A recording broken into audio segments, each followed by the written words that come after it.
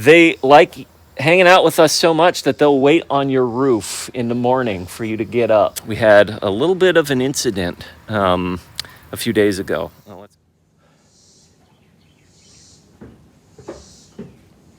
Hey, yo, folks.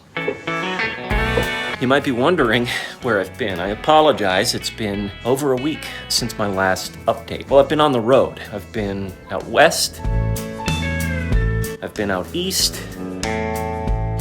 I've been everywhere but my favorite place in the world, and that's here on the Yeostead.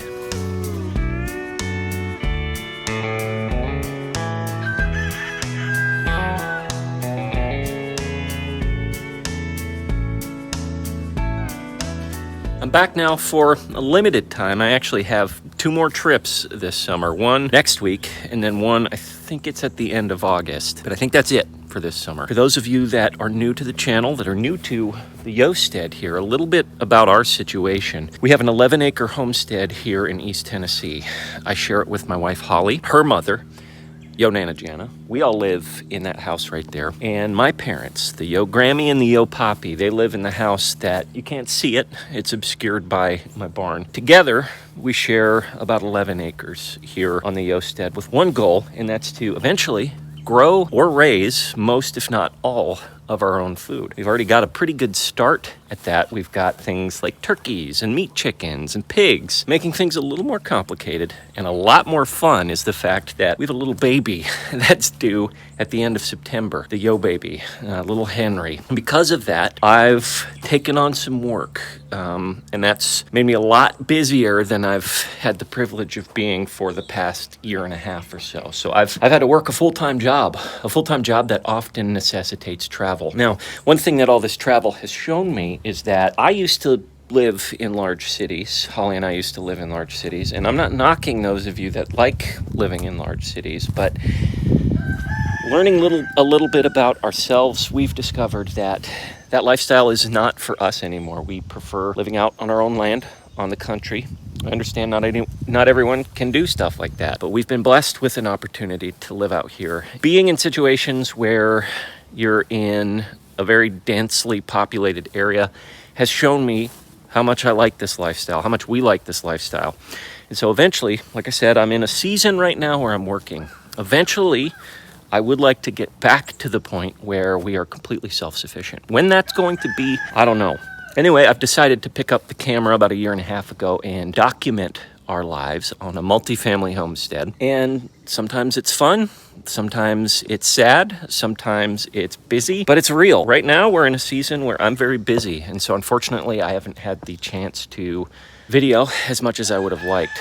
And over the next few weeks, it might be similar. But I think once we get to fall and little Henry arrives, we are going to be probably having a lot more time on our hands to film. So just kind of giving you the picture of where we're at in the game right now. Needless to say, I'm back now. I'm back this week at least. We've got some stuff to do, so let's walk around a little bit.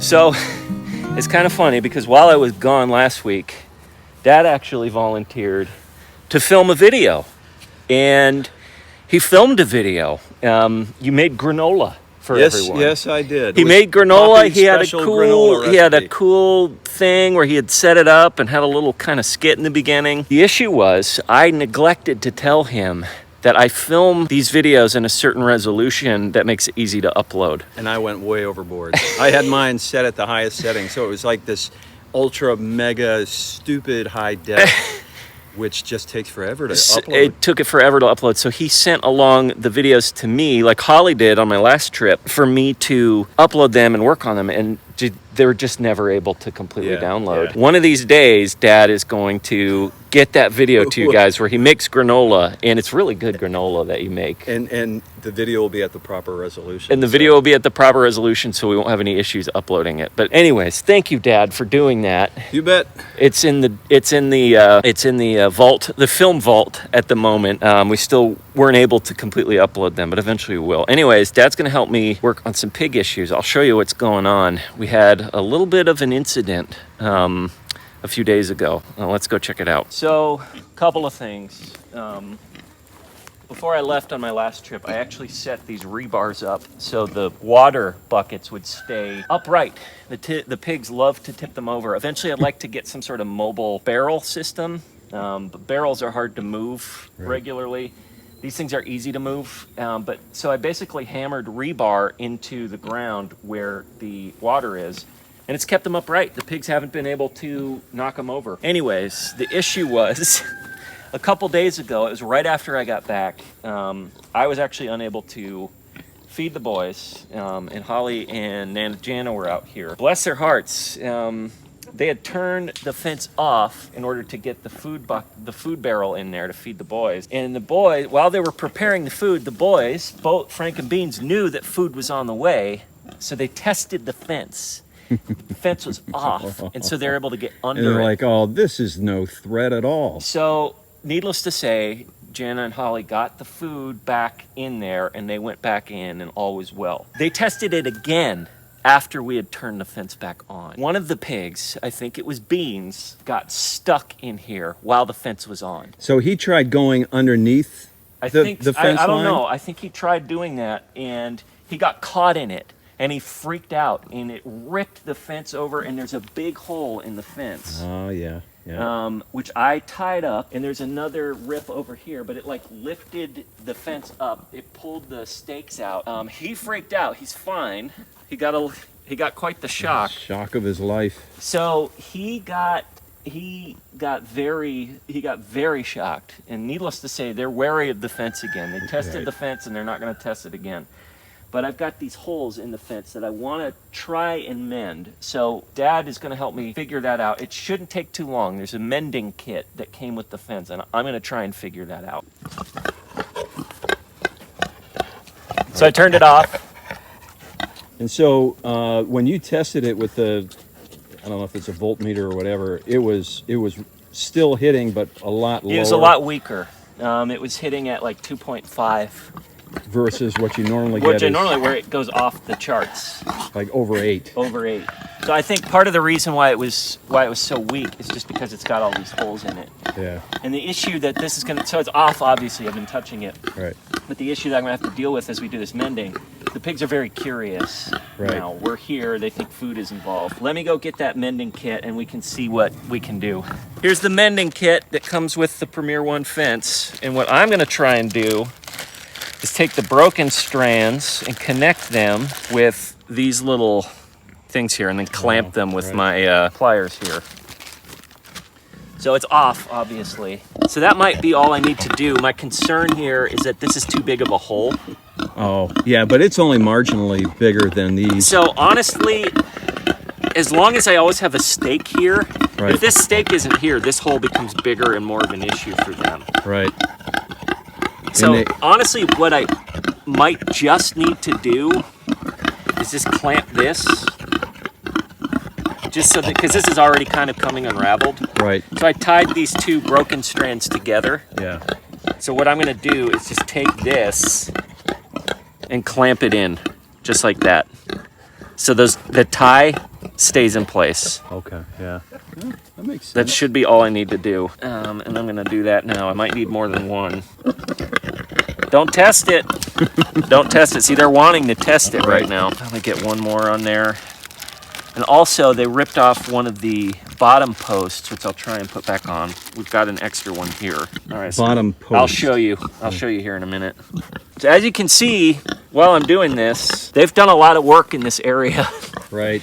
You can see everything below about 2 feet is gone, all the foliage. Basically whatever they could reach. Yes. Yeah. It's gone. So when I get back from my next trip, I'm going to be moving them into the deeper woods where they'll have a lot more foliage to chew on. So this is in place, and I think that's going to be secure, the break. Okay, I've got so much reflection. I have no idea what I'm looking at, but hopefully that's being captured. Yeah, I think it is. So that break should be fine. And so this other thing, you'll note on most of these, the bottom strand is held in place. Oh, okay. By this plastic thing. Right. They ripped it off in these places right here. Yeah. So That's part of the kit. That's part of the kit, and I've got another repair kit that I'm going to bust out. Funny thing is these pigs aren't the only escape artists on the farm, and we'll talk about that here in a little bit. And you've got some photographic evidence. Photographic evidence. You got to hilarious. witness that this morning, right? I did. We'll talk about that a little bit later.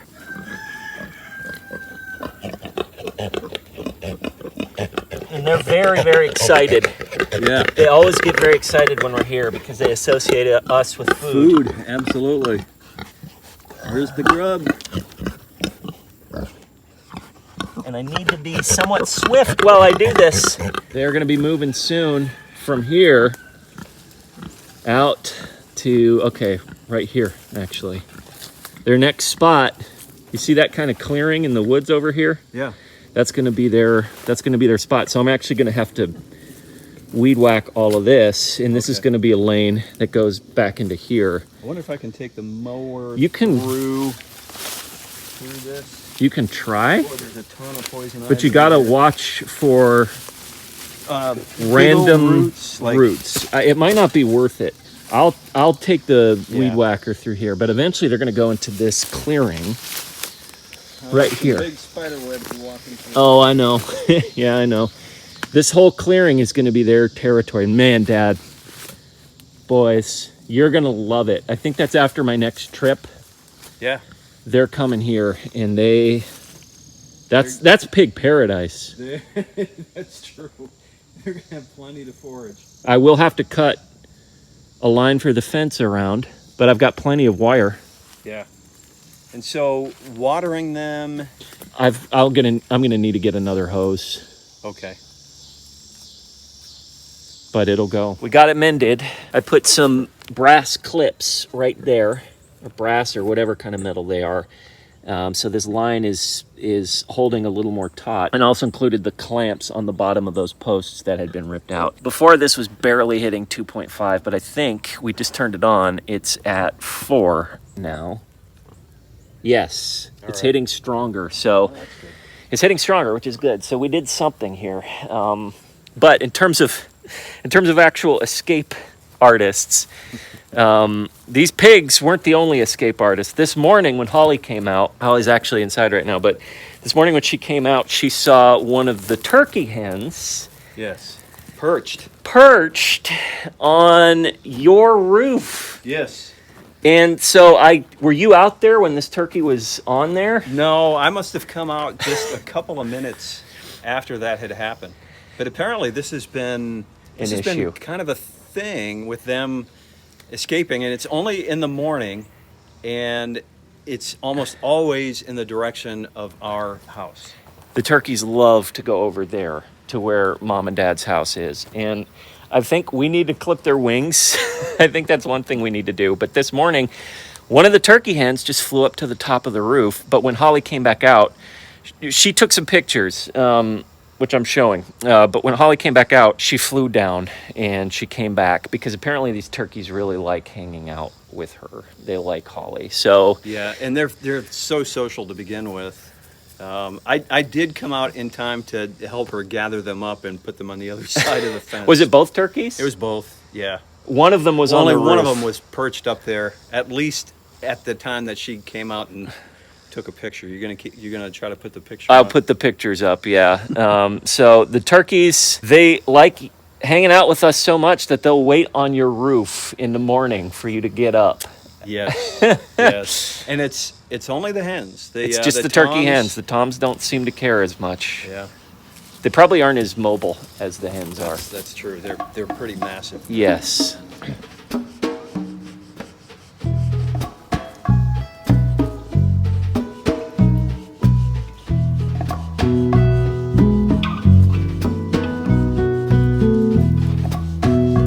That's all we've got for today. Thanks for hanging out with us. Thanks for bearing with us over these past few weeks. It's been an adjustment period, getting used to my full-time job, which is work from home, which is work from the homestead, which is good, but it does involve a lot of travel, and this is a very particularly busy season in terms of travel. Like I said at the beginning of the video, that travel season should start to die down here fairly soon.